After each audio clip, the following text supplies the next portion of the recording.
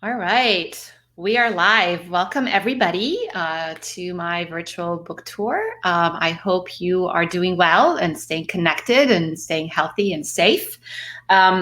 If you're joining us for the first time, my name is Rana el Kaliouby. I'm co-founder and CEO of Affectiva. We are an MIT spinout on a mission to humanize technology through emotional intelligence. I'm also the author of a new book called Girl Decoded, and hopefully you've had a chance to see it, read it, listen to it. I narrated it myself, and the audiobook is available as well. So I've been doing these weekly conversations, and I kind of cover topics that are mentioned in the book, including technology, the future of technology, how we need to humanize it, ethics, the applications of artificial emotional intelligence, but also topics such as leadership, empowerment, mentoring, and kind of how to find your own voice. I've been interviewing and hosting guests, and today I'm super excited to welcome my guest, Erin Smith. I'll tell you about her in a second. But if you're tuned in, please let us know where you're tuned in from. And of course, as always, ask questions. We want this to be very interactive, and we'll be taking questions. And also, as always, we're giving away 2 books. So post a question in the comments of the live stream, and hopefully you get the opportunity to win a copy of the book Girl Decoded. All right, so I wanted to start today's kind of session by reading an excerpt from the book. And so this is in the chapter Secrets of a Smile, the Next Generation of Scientists. Several months after I became CEO of Affectiva, our head of sales forwarded an email to me from this young woman, Erin Smith, a sophomore, i.e. 15 years old, from Shawnee Mission High School in Overland, Kansas, who wanted access to our software. She had no money to pay our license fee, and our head of sales wanted to know how to handle the request. I was intrigued. Why on earth would a 15-year-old girl want our software? So, Erin, tell us about your story. Tell us how did you get interested in this technology? And welcome. Thank you. I will say, by the way, this is funny. I mention Erin so much in our household that every time now I mention Erin, my kids roll their eyes and they're like, "Mom, Erin again." So I'm a huge fan of your work. Erin, by the way, now is so it's been a few years since the story in the book, and you're now an undergraduate at Stanford. You're a Peter Thiel Fellow. You're a Forbes 30 under 30, and you have started a company that really uses machine learning and remote sensors like a webcam to advance the diagnosis of mental health, including Parkinson's. Just absolutely phenomenal. It's a real pleasure to have you with me here today, and I look forward to our conversation. Thank you so much. Yeah, I'm super excited to jump into our conversation as well. So tell me about what made you write us that email? Yeah, so the story really starts, so ever since I was really young, I've grown up doing like science and engineering research, wherever there's some sort of problem or some sort of idea that I'm really excited about, then I'll do some sort of like science or engineering research project around this. So the story really starts back when I was a sophomore in high school. I was watching YouTube videos one day and came across a video by the Michael J. Fox Foundation. And I realized that whenever Michael J. Fox or another Parkinson's patient would laugh or smile, it came off as really emotionally distant, even years before the onset of more traditional symptoms and subsequent diagnosis. And so I started talking to different caretakers, different clinicians, and they reported similar observations in their loved ones, again, really early on in like the disease progression. And so I was really captivated by this observation, and then kind of as like a side note, about the same time, my family And I had become really interested in this TV show called Lie to Me. And so Lie to Me is this really great TV show. It's on Netflix now, for anybody who hasn't seen it. But it's this like detective, and he solves crimes by like reading people's facial expressions. So we were watching this TV show. I'd gotten really curious about the science behind it, and the TV show itself is based off the work of Dr. Paul Ekman, who developed the facial action coding system, who's also mentioned in Rana's book. And so after I watched the video by the Michael J. Fox Foundation, my mind instantly went back to this TV show and the science behind it. And I wondered if the facial action coding system could have healthcare applications, and if facial expressions could help monitor changes in the brain, such as those associated with Parkinson's disease. So I knew that I wanted to work on this idea. I knew that I wanted to help impact Parkinson's disease, but I didn't really know where to get started.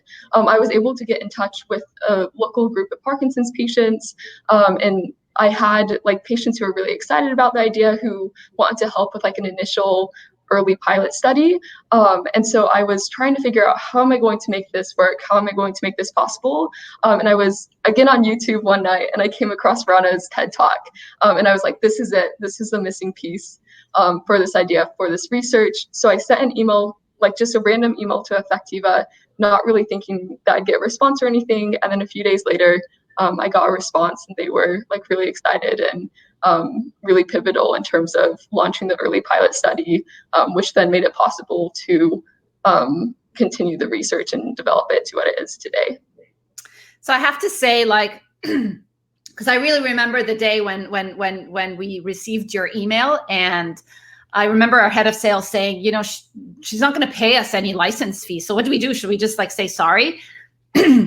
And I remember thinking, well, you know, she'll probably not do anything with this technology anyways, but I don't want to stand in the way of a young, motivated, such driven kind of individual. And so I said, hey, let's just give her access to the technology. You know, what's going to come out of it? And I remember you disappeared for like a couple of months, and then you showed up again, and you gave this presentation with like a poster. You had like a science poster behind you. And you had gone off and partnered with the Michael J. Fox Foundation. You ran a study, like a controlled study, and you were able to identify these facial biomarkers that were indicative of Parkinson's. And I just remember being totally blown away by the drive and how you were able to make something happen like that. So tell us more about that study. What did you find, and how are you taking this research forward? Yeah, that sounds good. So after I was able to get in contact and get the support of Effectiva, so I then went and I designed. I spent the spring break of my sophomore year going around to each of the different Parkinson's and then like healthy control subjects' houses, and I had like 2 laptops. I would show them certain like video clips or stimuli on one of them and record their like facial footage on the other one. And so I was working with about like 15 Parkinson's patients, 15 healthy controls. And so from there, I was able to use Effectiva software and then do some basic like data analysis to identify a few different individual biomarkers and different combinations of action units that help differentiate between Parkinson's and non-Parkinson's patients. And then from there, this really small scale early study was really critical in terms of showing that, like, yes, there was some sort of difference, but I knew that I needed more data. I needed to really scale up the approach. And I also needed to like learn how to code and learn how to develop like machine learning and deep learning algorithms in order to like really develop this idea to the full potential. So then I was able to get the attention from the Michael J. Fox Foundation.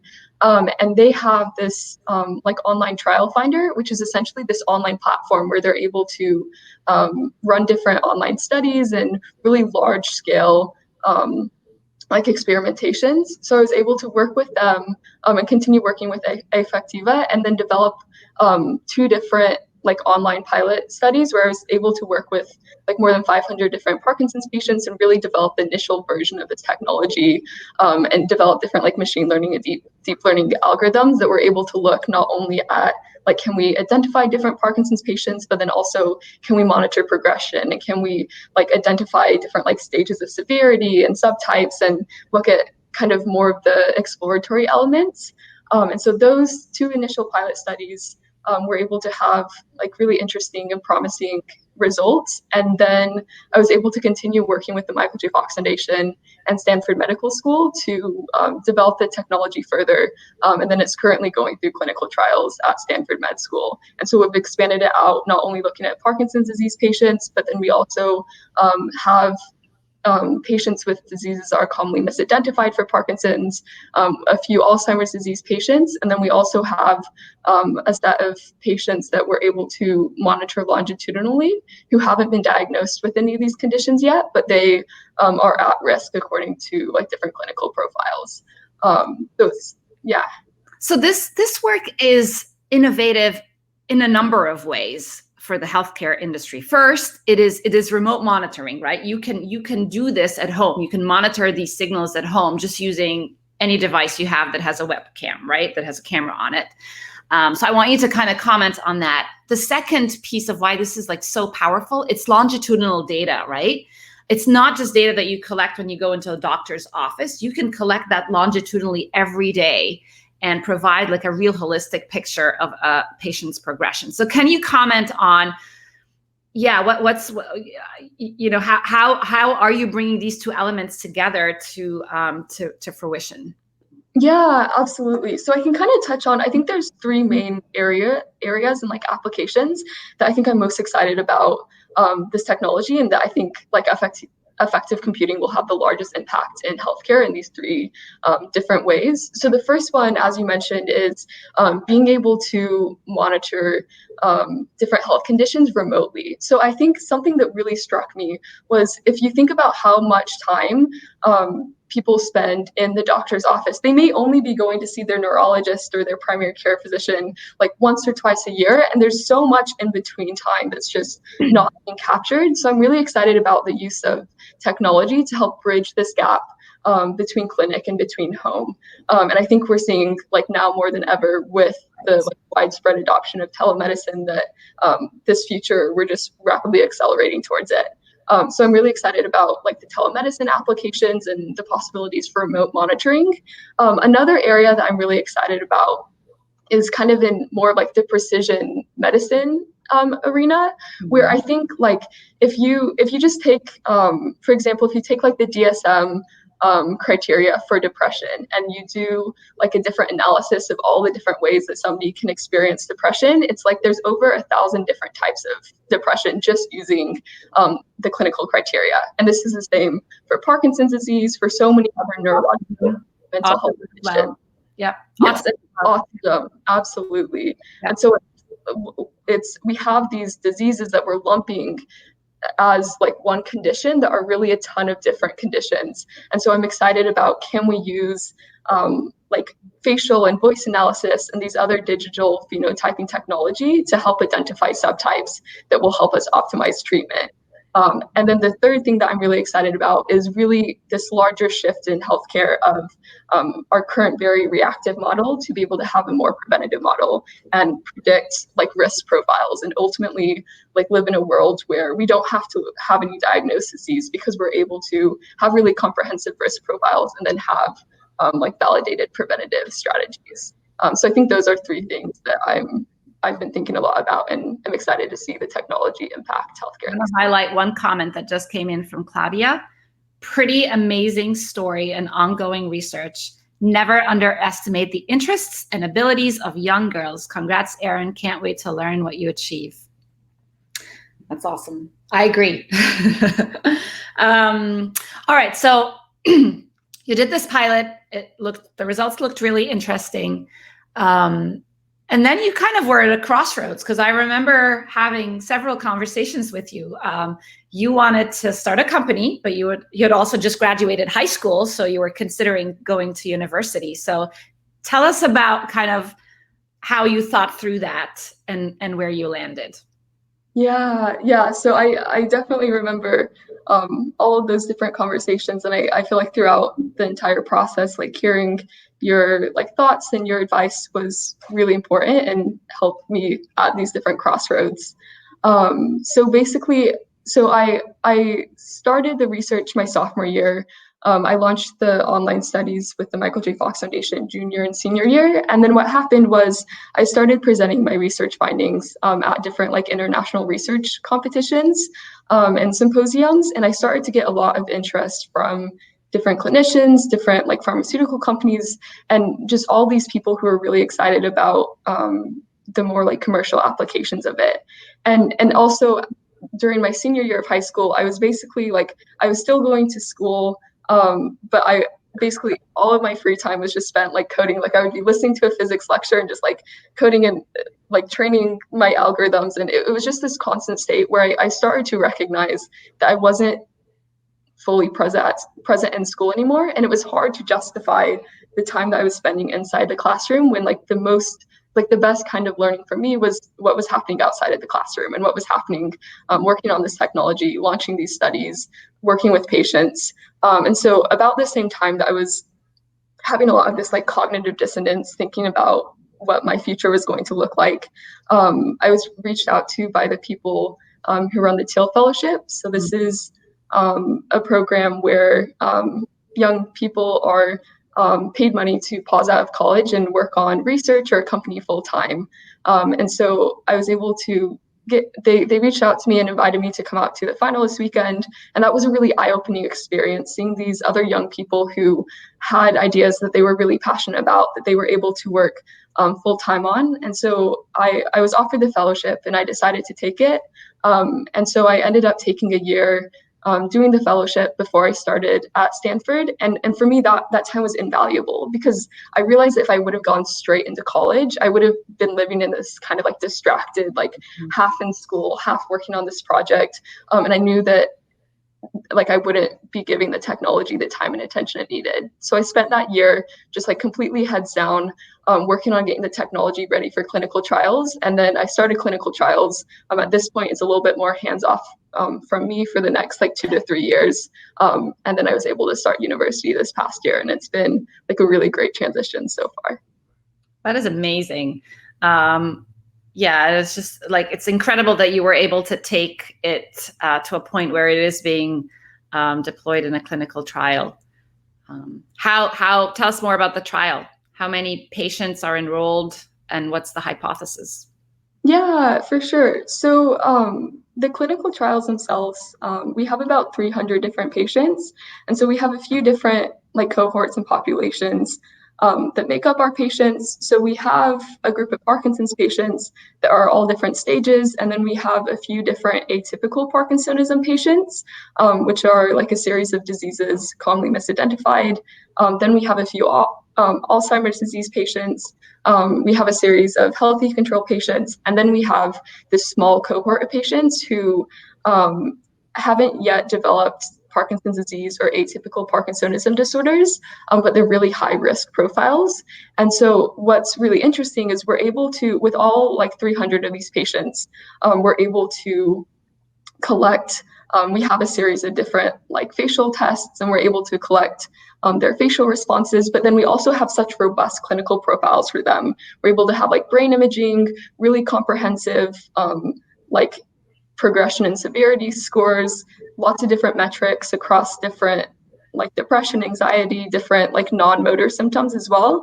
But then all of these patients are also part of a longer longitudinal study where they'll keep coming back for like a series of different research studies for the rest of their lives. And then ultimately their brains will be donated to this brain bank. And so it's amazing to see all of the research and all of the ideas that this research cohort is helping make possible. And so I've been really grateful and really excited to be able to kind of play like one piece of this like larger puzzle that's happening right now. Yeah, that is amazing because ultimately the solution is going to be a battery of data, right? It's not just going to be based on the facial data or physiological data or brain imaging data. It's really the combination of all of these data channels that bring different things to the table, right? Like the facial kind of piece of it is remote, is mainstream, it's ubiquitous, it's longitudinal, whereas the brain imaging brings a different aspect. So I think that's kind of really the approach to go, which is really powerful. Yeah, very interesting. So we have a whole bunch of questions. We have people from all over the world. We have people from the US, from Boston, Silicon Valley, India, Russia. Well, Russian River area. Devin, where is that? It's not in Russia, right? Rhode Island, Egypt, Mexico, Bangladesh, California, lots and lots of people and lots of questions. So I'll just tackle a few of them. Okay, Yahya's asking, did you consider dropping out and just focusing on your company and not going to school at all? Yeah. So this is where I felt like this was kind of a set of the conversations that we had a lot of like about a year ago when I was at this like second inflection point of should I go to school or should I keep working on the company full time? So I think this is a question that I'm constantly thinking about, and I think it's good to really like every year I plan on like asking myself this question of like, is my time still best spent in university, or would I be better off like taking more time off in the future? But I think for me it felt like it was the right time to start university, and this past year like being able to dive into developing my technical skills more, really exploring neuroscience more, and also exploring different interests of like philosophy and architecture and ethics. And I think as I have been thinking about what I want to do in the next 5 years and 10 years, I think going to school fits into that larger plan. But I think that's a great question, and it's definitely taught me to be more intentional about how I like frame and how I view my education. That's awesome. So what is your longer term plan, as because you haven't abandoned this, you are actively still thinking and ideating and kind of applying the same ideas, you're just approaching it from a different, more kind of learning perspective, right? Yeah, for sure. So I think the thing about working on this idea and working on this research and technology is I feel like it's been a series of like mini breakthroughs, and each of those mini breakthroughs leads to more questions and better questions. And so it's this like constant exploration. And so I think definitely at each of these different milestones and at each of these like little mini breakthrough spots, it exposes me to these like vast worlds of more unknown questions. And so I think that's like why I love science, is because it's this like continuous curiosity, continuous exploration. I will come back to that process of innovation, but one more question from Claudia. I'm intrigued by how you were perceived at your school and community as a girl so interested and accomplished in science and computer science. I'm going to assume you were a minority in your school. Yeah. So I think this is a really good question, and this is something that I've thought a lot about, and I try to like constantly be working on like STEM advocacy and STEM outreach, just because I think as there were so many people like Rana and like other mentors that were so pivotal in this journey, really trying to help like the rising generation as well have those mentors and that support system. So in my own experience and in my own journey, I mentioned like after my sophomore year, I realized that I needed to like learn how to code in order to like fully develop this idea. So learning how to code, that's like a whole nother story and a whole nother question. There's actually a question about this, like how do you, what's the best way to learn coding fast? Oh, okay. I'll give my like 30-second answer to that and then come back to Claudia's question. So I don't know if there's like one right way. I just kind of employed I grew up in Kansas, and so we have like a basement. And so I just kind of locked myself in my basement for like 3 months with a ton of like coding for dummy books, a ton of like Coursera classes, YouTube videos to teach myself the fundamentals, and definitely just employed like build as I go, learn as I go mentality. And so I think there's so many different really great like online classes or YouTube tutorials or like coding for dummy books, and I found that was really helpful. And then also finding different like local mentors who would like look through my code or like look through my algorithms and help point out any blind spots. So that was kind of my approach. And then the second part of my approach, which kind of leads back to Claudia's answer, is so I had felt so much uncertainty and so much doubt about this whole process of learning how to code. And I also felt very like isolated in the sense of I was like the first girl from my school to like learn how to code, and one of the first people from my school and school district as well. And so I realized that within the community where I lived, there was such a lack of resources for learning how to code and having a community to help support you. So then when I was a junior in high school, I also started this like nonprofit organization called Kansas City STEMinists, where I taught middle and high school girls how to code, specifically focusing on how to use computer science to address the United Nations Sustainable Development Goals. So I felt like that process of learning how to code and then teaching people what you learned, that's been the best process for me. That is amazing. And that, as you know, this is something that I care deeply. I'm very passionate about, this idea of mentorship. And I'm sure that in your community now, you're such a role model for not just young girls, but just young people to see an example of somebody who, you know, they can relate to. You grew up in, you know, like around these people, and now you were able to forge your own path in this way. I'm sure that's just been so inspirational. And I believe strongly that we need more mentors, but we need more role models. We need to be able to highlight people like you, because seeing is believing. And that's the best way to get more young people interested. We need to clone her. I know, exactly. A question from Mikey, a related question. I'm a sophomore in high school using microbiota and wrist actigraphy data to create more accurate diagnostics and personalized treatments in mental health. I'm wondering, what advice would you give to me that you wish someone gave you in high school? That's a great question. Yeah, Mikey, I love this question. I think it sounds like you're Mikey, where are you based? Let us know. Okay, he'll answer. Okay.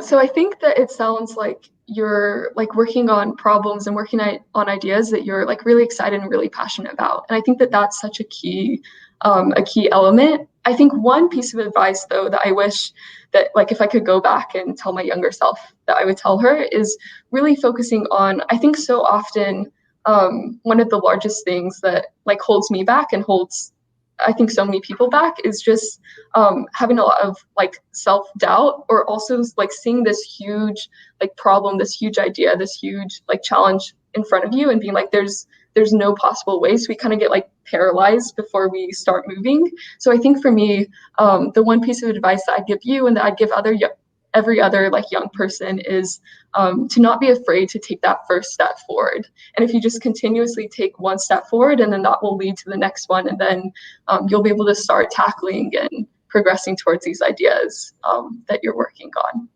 Love this advice. Overcome inner doubt. And Erin, you've read my book, so you know I talk a lot about that. I have a lot of examples where I felt like I was my own obstacle, really, and I stood in my own way because of all these voices in my head that basically said, oh, you can't do this, there's no way you can do this, you can't, right, you shan't and you shouldn't, and all of these no. I had a lot of that. I still have a lot of that, actually, and I figured out how to negotiate with this inner voice of doubt. So that's really important. And then the second piece of this advice is so true. Like if you're going to take a BHAG, which is a big, hairy, audacious goal, you need to be able to break it down into little addressable pieces. And I don't believe in overnight success. I really do think it takes a lot of perseverance and hard work. Often it's behind the scenes, but that's how you get there. And that's how I tell my that's what I tell my kids. So Anunaya, I hope I got your name right. Erin, what's the one thing that led you to love STEM and pursue it as a career? And Rana, how do you introduce STEM to your daughter and advice for young parents? All right, do you want to go first? Sure. Yeah. So I think as I reflect back on different like early memories and different early things in my life that led me to loving STEM is I think my mom was like one of the largest like support systems and like cheerleaders throughout this entire process. And I think one thing that my mom, she's done so many things for me and my siblings, but I think one thing that one pattern that kind of underlies a lot of what she's done is I felt like she was really good about kind of like being aware of emerging curiosities in my life and in my siblings' life, and then cultivating those. So really early on, like some of my earliest memories are of my mom and I spending hours tucked away in our kitchen doing little like science experiments with different like chemical reactions, and then getting books at the library and learning about why these like reactions were happening. And my mom, her background's not in science or technology or anything, but she was always just really supportive in terms of giving me lots of like freedom and independence to just explore whatever I was interested in, whether or not that was STEM or non-STEM related. And I think that pattern of being able to follow curiosity was what led me to STEM. Yeah, that's awesome. And that's actually that's kind of my mantra with my kids as well. Because I really believe that passion and intrinsic motivation is the best way to get things done. If you're driven to make it happen, you're going to figure it out, which is exactly what you did. You learned to code, you reach out to these foundations, you did all of this work because you were just motivated. And for me, I've exposed my kids to a lot of things. My daughter, who's 17 now, Jenna, when she was younger, she did all sorts of stuff. I mean, she plays the harp. I signed her up for a lot of robotics camps. But the thing that she's become really passionate about is she is interested in international relations, which is not at all my background. She's interested in politics and social development and history, right? And so as part of that, we've traveled around the world. We've visited these historical archives because she became interested in this Egyptian princess that was represented in the media internationally and nationally in very different ways. And so we went to the National Q archives in the UK, and so it's like your mom. I've just cultivated that. I'm not an expert in any of this, but I've taken her lead and just kind of become her support system and just helping her kind of, basically just telling her, you go for it, girl, right? Like just providing support. And that's been really wonderful. My son, who is 11, he's into technology and robotics and again, my role there is to just cultivate his passions and make sure that he's exposed to a lot of things and then kind of listen and really observe what sticks with him. But that's so awesome. All right, so let's kind of switch gears a little bit and talk about kind of, you make it sound like it was all so easy. You just like reached out to Affectiva, you learned how to code, you did the study, you analyzed the data, and you just make it sound like there were no challenges, but I'm sure there were. So I'm wondering, what were the challenges, both on a technology and kind of science front, but also a personal front that you had to face and overcome? Yeah, absolutely. I think that it's easy to kind of like look back and be like, oh, point out like the highlights, like the best moments. But I think in reality, this entire process has been a series, and I think similar to trying to like answer lead to better questions. I think it's been a series of trying to overcome challenges that will then lead to better challenges. So I think some of the largest challenges, I think first from a technology perspective, definitely the challenge of learning how to code, feeling like I had no idea how to approach this. I had no idea if the technology worked. I remember there was one moment, I was in my basement. I spent so many hours just like sitting by myself, working to develop the algorithm, debugging the code, trying to train the algorithm on the data. It felt like it was going nowhere. And then it was like hours later, and the first like machine learning algorithm finally worked. And I remember like it was like everything popped. It was just this magical moment of being able to like see the like ROC or see the accuracy of this algorithm and being able to identify. And then I went next day, I like ran into my room, and I was like, Miss Bot, like this. And she was so excited, she like started crying. He was Oh like, my oh God. my gosh, like the algorithm, because he knew how many hours I'd poured into trying to learn how to code, trying to just build an algorithm in the first place, an algorithm work. So I think that was definitely one topic. From a medical perspective, I feel like one of the largest things that I've learned, and that's been a challenge from like all different perspectives, is learning how to immerse myself in these sectors that I had no background. So Right. being able to like immerse myself in machine learning or immerse myself in like neurology and medicine, and healthcare in general, just like this huge complex system. And so for me, I found that the largest challenges was typically like immersing myself in these fields. And the way that I would go about doing that is I would try to get in contact with as many experts as possible, and then just sit down and able to grab a meal with them or grab coffee or something. And then I would just try to like listen as much as possible and just learn the vocabulary system, to then be able to have like conversations. Or I would go to different conferences. I wouldn't like at the initial conferences, I wouldn't anybody, I wouldn't like, go, I would just sit and I would listen as much as I could to immerse myself in the largest problems we're facing. And be able to like have in the same thing with as healthcare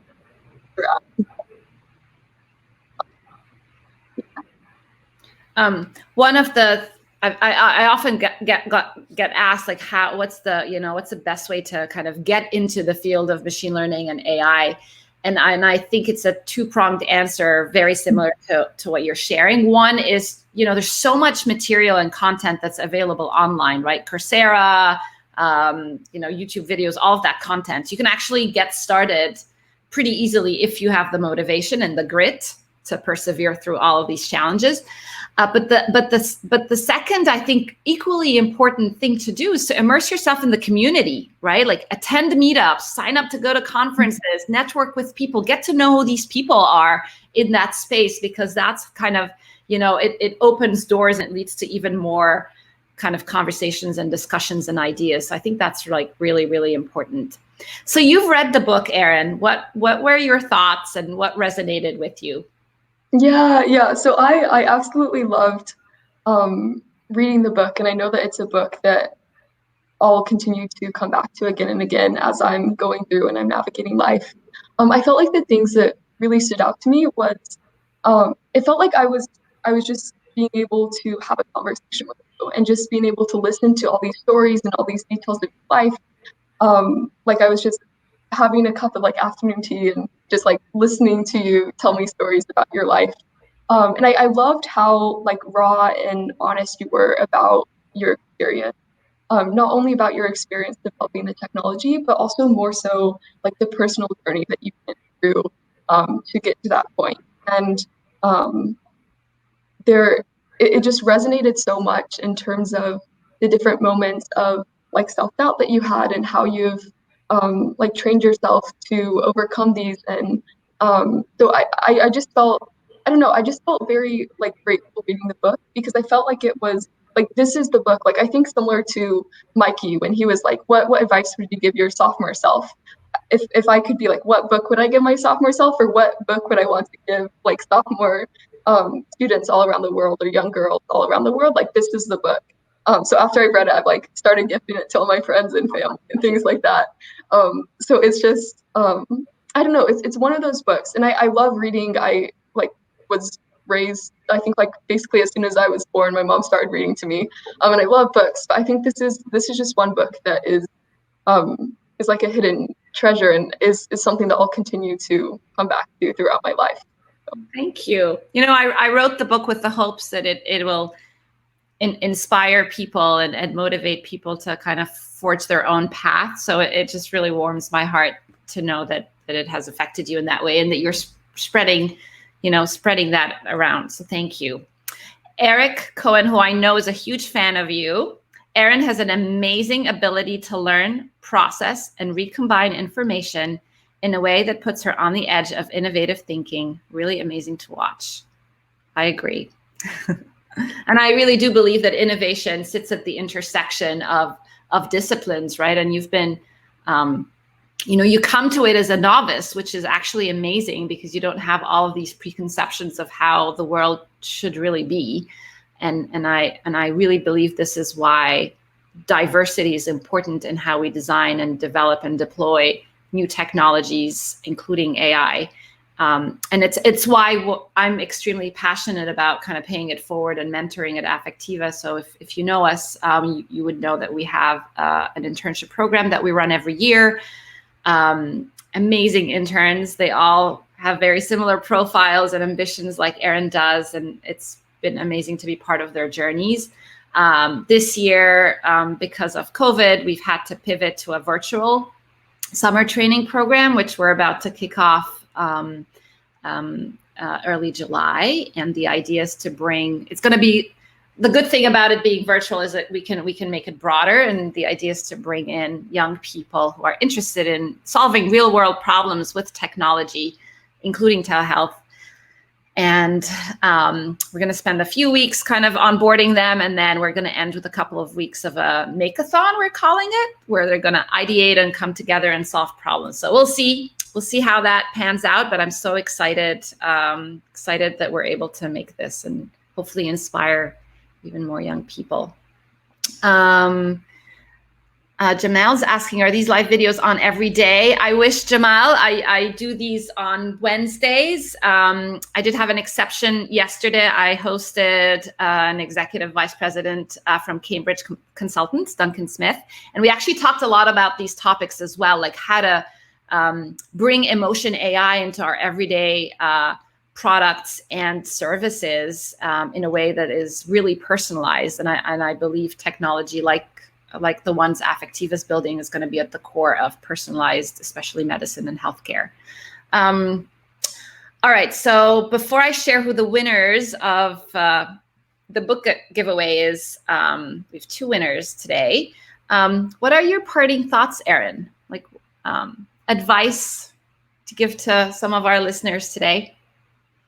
Yeah. So I think in terms of parting advice, and then I also have one quick question that I want to ask you related to your last comment. But I think my parting advice is really just the importance of like continuously learning and following curiosity and not being afraid to take that one initial step forward. And really viewing. Can somebody type that and capture it, please? Say it again, Erin, because that's awesome. Yeah, so I think this probably won't be worded the same, but I think my one piece of advice would be really just continuously following curiosity and trying to create a life of continuous exploration and not being afraid to take one initial step forward. And I think that like leads to like a pattern of fulfilling life. But my one quick question that I've been wanting to ask you that I felt like really related to your answer about like what you and Affectiva are doing in terms of like supporting mentorship and innovation is, so I have two questions that intertwine.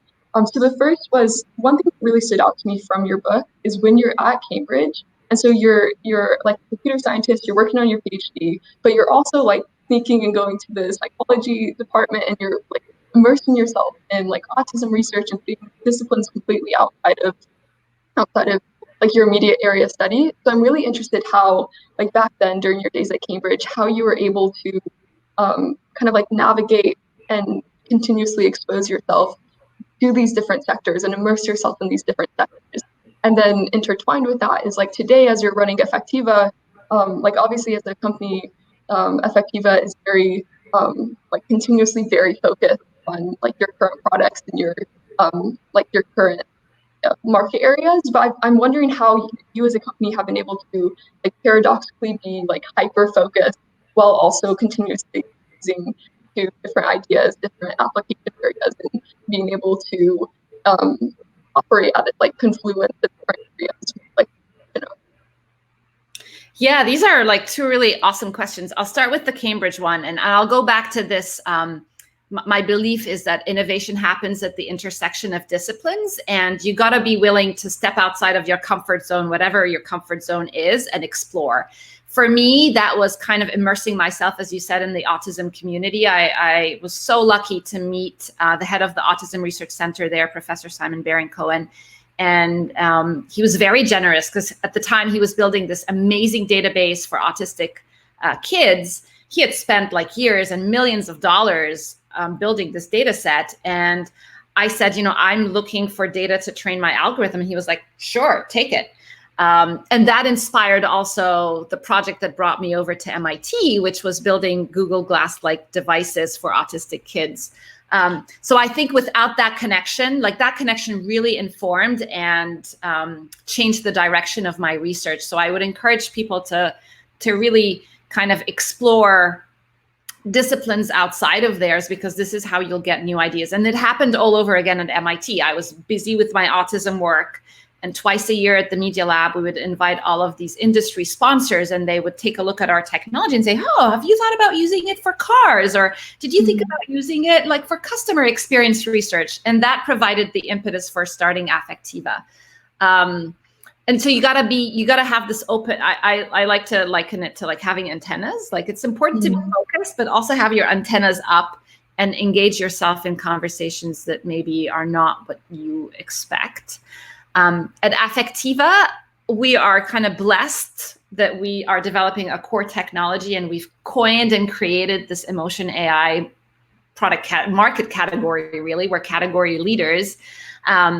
But the honest answer is that it's challenging. It is actually really challenging as a small company. I mean, we're a really small team to be both focused on solving specific problems, which are for us, very focused on the automotive industry and media analytics, but at the same time, keep those antennas up so that we're supporting other applications like the work you're doing. I would say we carve out like a small percent of our mind share and our ability to license our technology at a reduced cost or sometimes no cost to other, in areas where we feel the technology can make a real difference. And this is what I feel about your work. I really think this work is going to fundamentally change how we diagnose and track mental health. And I feel like as a leader in this space, I have almost a moral responsibility to support this work.